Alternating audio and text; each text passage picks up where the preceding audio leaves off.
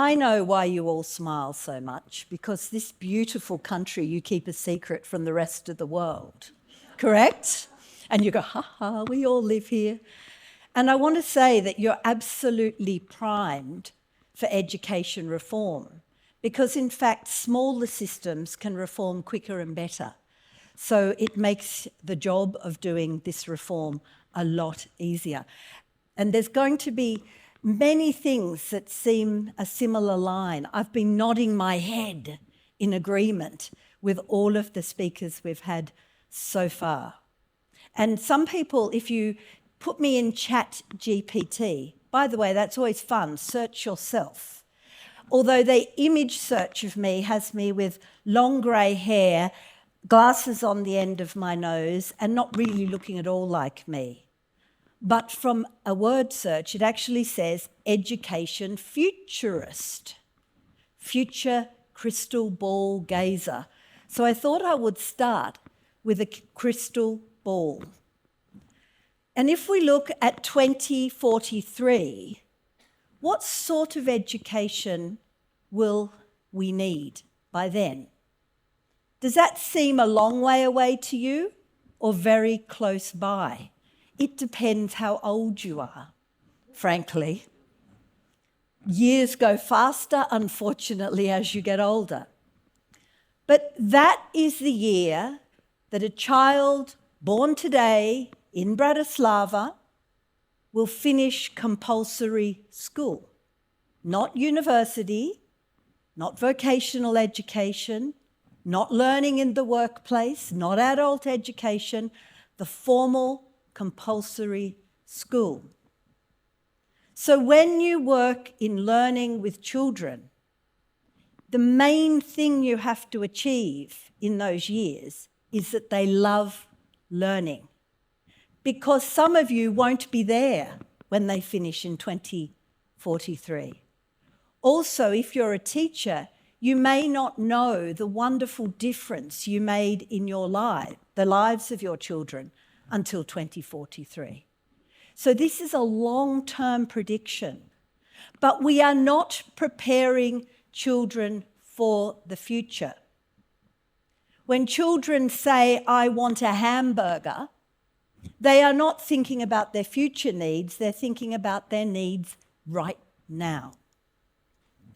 And this is very difficult, this task of producing the future, because we have a tidal wave of changes that keep coming at us. And these changes are harder and harder for us to manage to deal with. I use the image of a tsunami or a tidal wave because what is interesting is that nature predicts these very, very well. So nature, for example, the tree roots start going deeper, the insects move, the birds fly. It's just that us humans don't take a lot of notice of it. And then, goodness me, there's a tsunami. What are some of those tsunamis? What are some of those issues we face? Well, obviously, globalization. My children live in 3 different continents, so they work in a global sense. We have the sharing economy. What is the largest hotel chain that owns no hotels?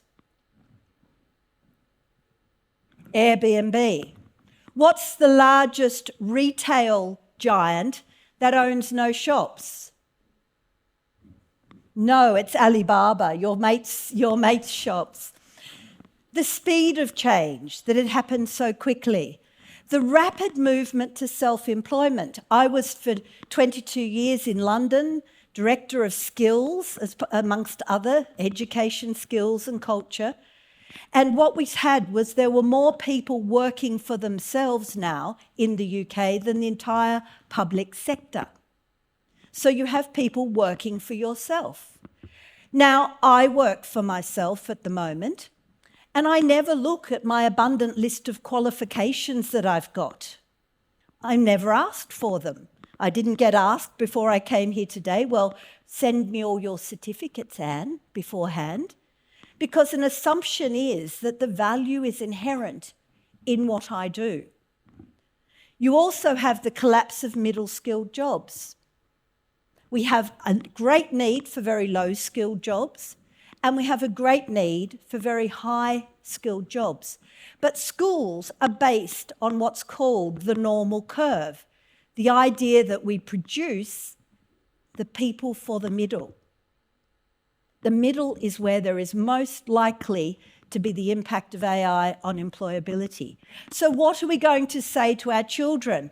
Well, you lot, we need low-skill workers. That's all you now, okay? So don't bother too much about learning. Now, you lot over here, genius material, right? We need to work extensively with you.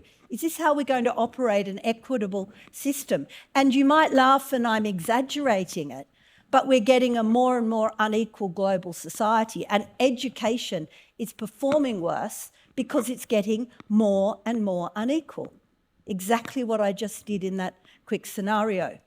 You also have a loss of health and well-being. When I initially said this, about 3 months later, COVID started, and people said, "How did you know?" I said, "It just happened." But it's this feeling of well-being. We have a third of the people, I'm just going to talk, we have a third of the people in schools in England that by the time they finish school have gone to see a doctor about their mental health.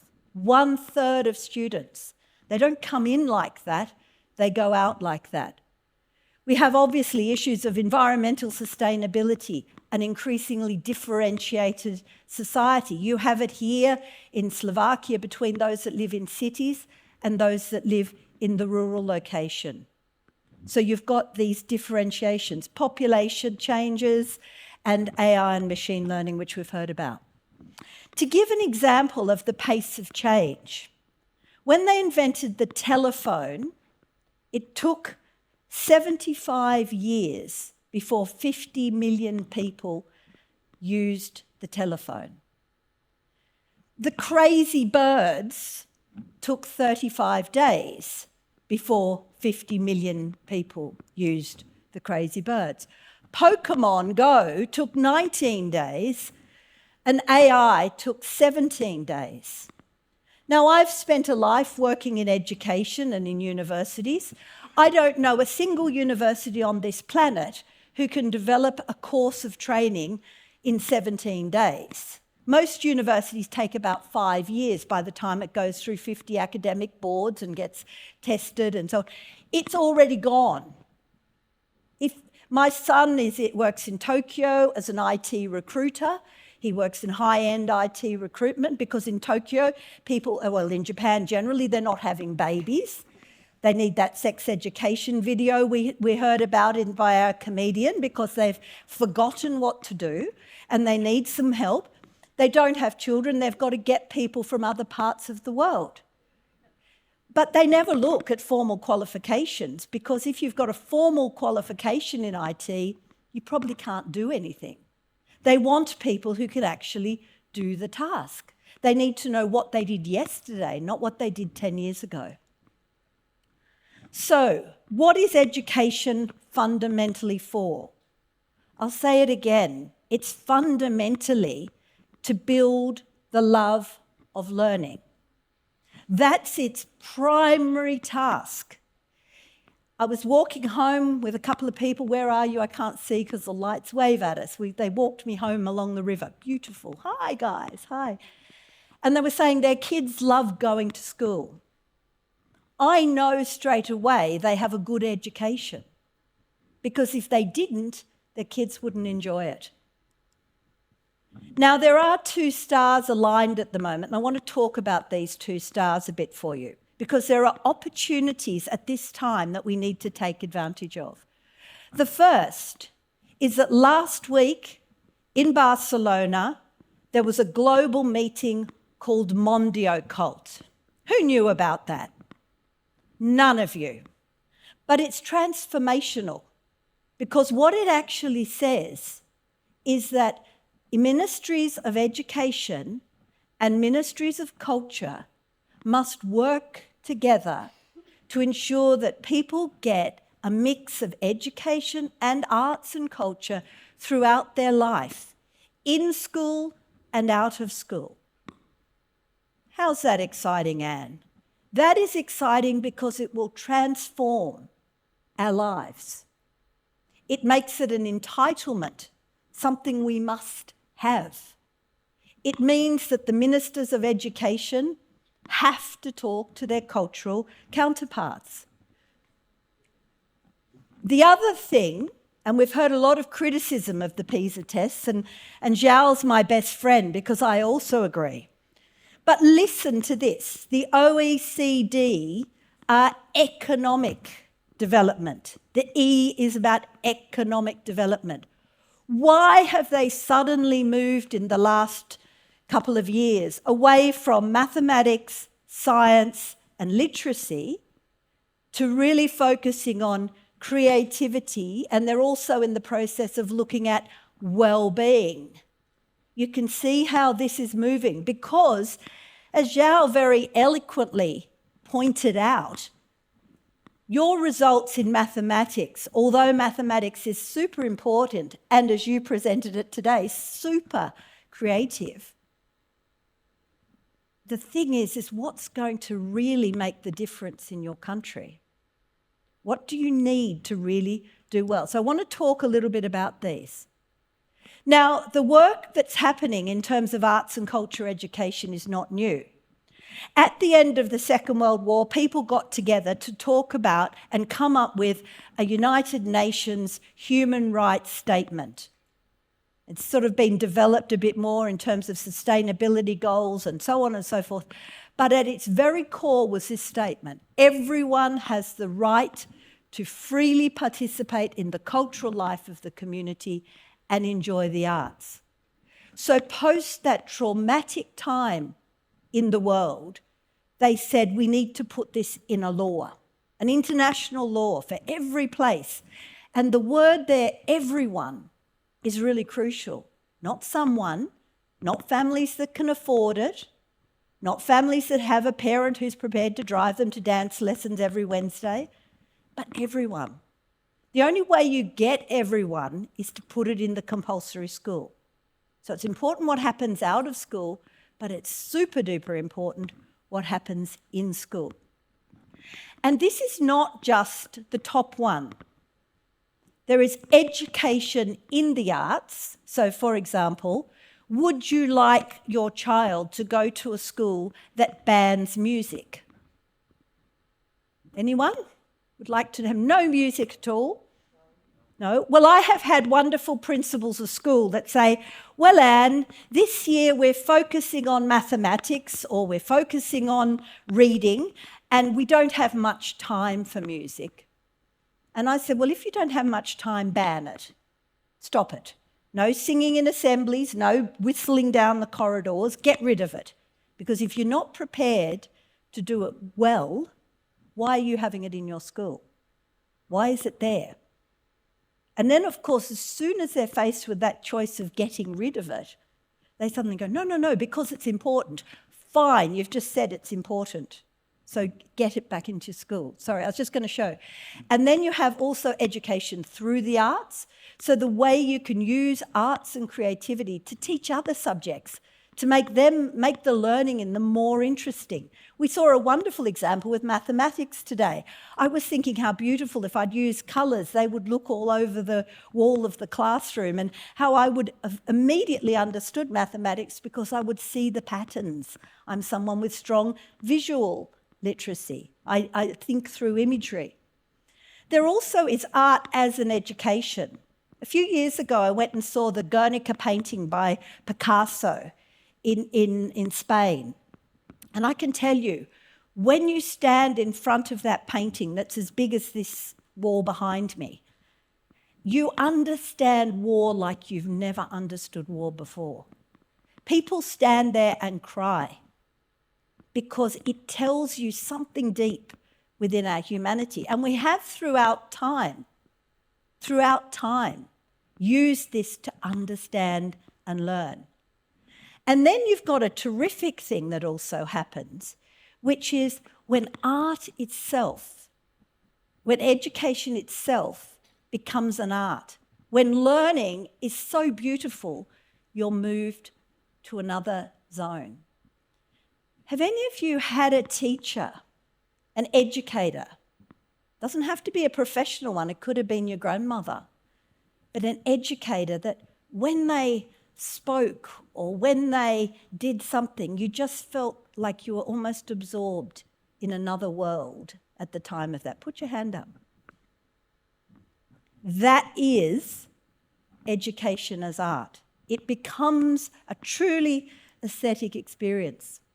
Now I want to show you, this is an example from music, and I'm not picking on music. I'm just saying that when you look at the arts, what's actually included? Well, this here, coming over, this is Slovakia. If you're lucky, you'll get some visual arts and music, right? Pretty unlikely to get drama. You might get a bit in language. You're not going to dance. We don't want any dancing happening here, and no architecture, right? So you get, compared to other countries, a quite limited offer. Across Europe, though, maybe that's not a bad thing, because across Europe, only 6.2% of all children have some sort of music. Now, this is, when I arrived in Vienna and came across by train, they had music even in the train station. They were playing beautiful classical music. Yeah, but how long ago was that music created? Maybe it was a time when it wasn't only 6.2% of kids that had the opportunity. It's only in Italy, the UK or Netherlands that you have any hope if your child has special education needs to get any music. Also, most people quit because it's not interesting, it's boring, and they stop very quickly. Why? Number one reason, lost interest. I didn't love learning. And that's because we know that about a third of all arts and cultural education is so bad that it actually turns kids off in terms of their creativity. I could completely understand, and I want a copy of his slide where Zhao showed this is creativity, because we know it happens. As soon as a child gets about 6 or 7, their creativity plummets because of what happens in the school system. So, who's a teacher in this room? I want you to write the next 10 things down. If you don't get it written down, we can share the slides. But this is what makes good education. Simple. This is what you do in your classrooms tomorrow. 1, partner with people. Bring people into your school, go out from your school. Be flexible, right? Changing a school timetable is like the hardest task. You know, I was the director of schools, but if I said, why don't you make your lessons go for longer? Because then you have to do more creative things. Oh, we can't change the timetable. Why? It's a piece of paper with a graph on it. Why? You can change it really easily. It has to be accessible to all. It has to be accessible to all. You have to do what you're doing today, which is keep learning yourself as a teacher, as an educator. You have to be able to reflect and evaluate. You have to keep it local. There's no global pattern. I can't give you a magic pill. It's going to be different here than it will be somewhere else. You have to be you have to build with children's curiosity and go with that as an active researcher. Here the children are researching gravity. They're publishing their research, and the publication is to send it home to their parents so they can talk to their parents about it when they get home. They have to have opportunities to actively create and perform and exhibit. This is teachers and music teachers learning together how to play an instrument. Every child, I'm proud to say, in the UK learns an instrument between grades 4 and grades 5 for free in school. They have to develop the languages of the arts, colour, music, sound, and so on. And they have to take risks. I loved what Zhao said. It's about learning to fail and fail often, because if you don't fail, if you haven't failed at something in the last couple of days, you're probably not trying hard enough. The second thing is creative. And I'm going to have to go fast, you warned me, but creative thinking, which is being tested. Now, sadly, once again, here you go. You're here. You're not very good at it either, okay? So you're below average on creative thinking. This is creative thinking. This is the ability to make space, to feel frustration, all these things, elements of creative thinking. Also tested are elements of critical thinking. Now, as I mentioned, this is being tested by an economic agency. Why is that? Few people today have mentioned the GDP, the gross domestic product. That is not a very useful way to measure because that actually, I've done a lot of work with South Korea and they produce a lot of socks. But the problem is socks, you could produce a mountain of socks, but it's not value. If I go and buy this coffee somewhere here from a not very nice coffee shop, roughly how much do I pay? Give me it in euros. 250. What if I get exactly the same product, the same coffee, but I have it in this cup and I go to a really nice cafe with great sound and beautiful people wearing beautiful clothes and whatever? How much do I pay them? More than double the price you've just quoted me. What have I paid for was the aesthetic. So which education are you giving your children? That one or that one? Now, this is why, because it relates to innovation. It relates to how well your country is likely to perform in the future. This is now more important than your domestic product. And you're 24th in Europe. Now, you can work out how many countries there are in Europe. There's not a very good position. But have a look at the measures that make this up. The top one, there's actually a whole range of measures that add into this score, but they fit under these categories, under these 6 categories. I'm looking at the human capital category, and look what the number one thing they measure for economic innovation. How many hours of arts and culture education is in the school? Why? Because it makes people love learning and be better thinkers. Historically, we needed I-shaped people. So we needed people who, I'm becoming a doctor, I start at the bottom, I work my way right to the top, and if I get to the top, then I'm a top doctor, yeah? And that was all you had to do. You go and did your training, you worked hard, you got there. Problem is, we wanted doctors who could do more. We wanted doctors who could communicate with us, didn't we? We wanted doctors who were able to use technology. We wanted doctors who are able to be creative if there's not an obvious solution. So we wanted more. We wanted what are known as fusion strengths. Now, it's even more complicated than that because these fusion strengths, these general strengths we have, we also now have to have increasingly more specialist strengths. If I think of an average day in my life, I have to have specialist skills in technology, specialist skills in finance, specialist skills in logistics, specialist skills in education, specialist skills in the arts. You have many of these specialist skills. And in fact, what you also want is people bring their values into the picture. So you have your skills you've learnt, then you have your general skills, then you bring your values. So you have your ethics, because we also want people to do the right thing. These are the core 12 fusion skills that we asked 101 different industry groups, what do kids really need? This is your curriculum. Now, the good news is, and one of the earlier speakers said it, these are not new. I come from Australia. The traditional Aboriginal people in Australia had these skills 40,000 years ago. The good news is they're very consistent. We did the research before AI, we did the research after AI, and it remained consistent. Leadership is like a fish. You are all leaders. You are all leaders. If you buy a fish, any of you that are fishermen, fisher people, fishers? Few of you, I know you are because you told me, so I'm glad to see your hand went up. If you want to know if a fish is fresh, you smell the head. That's my leadership metaphor. If you want to know if the fish is fresh, you smell the head, because if you smell only the tail, the fish could be rotten the whole way through before you know. So the head is crucial. And I want to finish with my grandson Leo's feet. Leo is 2 now, and when he was about 10 months old, he started to walk.